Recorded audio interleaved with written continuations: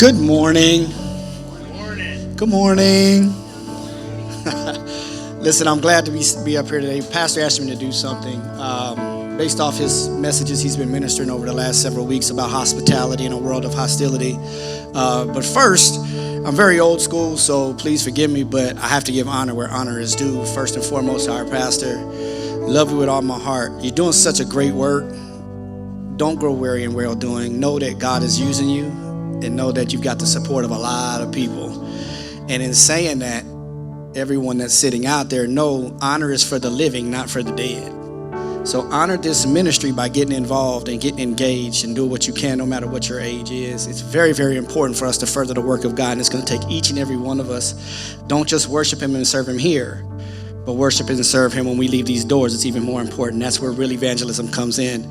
To those of my elders, I'm 50 years old, so I got corrected at the service. Some of y'all old enough to be my grandfather, okay, and my grandmother. So for those of y'all that are old enough to be my parents or grandfather, grandmother, I honor you because you paved the way for me. And I'll never get an opportunity to have a platform and not honor you.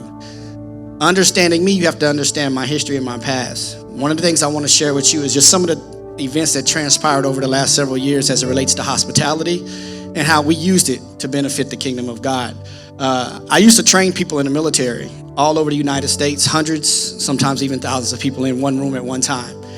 My team and I had the responsibility of making sure we taught cultural competencies, how to get people to communicate regardless of what your race is, regardless of what your nationality is, your religion, it doesn't matter.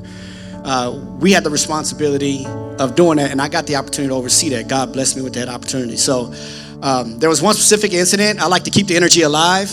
Once you get to know me, you'll know I'm very energetic. Typically never get tired. But between sessions and even when we're starting classes, I always played music. It didn't matter the genre. It didn't matter. Well, gospel was a part of that because I love gospel music. So I throw that in there because it's also a way of me sneak some ministry opportunity in. You understand? So there was this one particular lady who was an atheist. She didn't like the fact that I was playing gospel music, and she was standing at the door as I walked out, and she says, they need to turn this Jesus explicit off. This was the response. Now, that's your belief, right? I heard it. So being Calvin and who Calvin is, you'll get to know that Calvin doesn't mind conflict, right? But I know too that conflict a lot of times gets resolved at the table. And it's not about sitting down and say what you did or what your problem is. It's about identifying what Calvin's problem is. And for me that day, I had to specifically explain to her with some of the other instructors sitting at the table. I said, now your problem with me is I listen to gospel music and I shouldn't be playing it because everybody here don't believe. Is that correct? She said, yes, sir. I said, well, so you're pushing your belief off on me because I believe in Jesus and I want to play it. So now we're at a stalemate here. Where do we go from here if you're offended and I'm offended? So that point had to sink in for her for a moment. But that conversation happened over food. And then recently, Pastor challenged us with sitting down with our families. And my wife was so happened to be at work that day. I brought my sons to the table. And I asked them, I said, what's going on with y'all? How are y'all doing? Like really doing? And I don't have small children anymore. So, hearing one of my sons who's 27 talk about his times of depression and how he's kind of battling that right now. And that hurt me as a father because they don't talk to me. They'll talk to Emerald about it, but they won't talk to daddy, Then my 32-year-old, I think, 31, he just made 31. My 31-year-old son shared some things that was on his heart. And then what surprised me was my 17, soon to be 18-year-old opened up and said, Dad, can you just help me be a better man?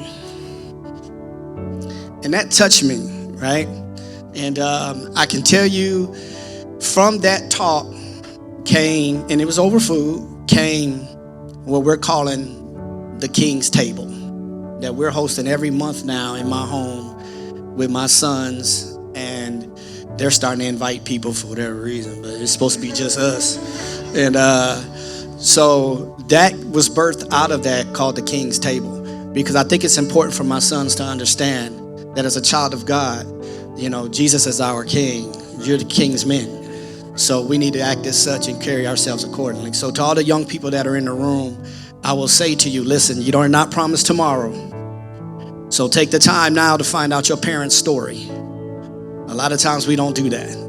And you'll be surprised what you find out about why they are the way they are. So again, to all the elders in the room, thank you for paving the way for me. And Pastor, thank you for all the hard work that you're putting in here.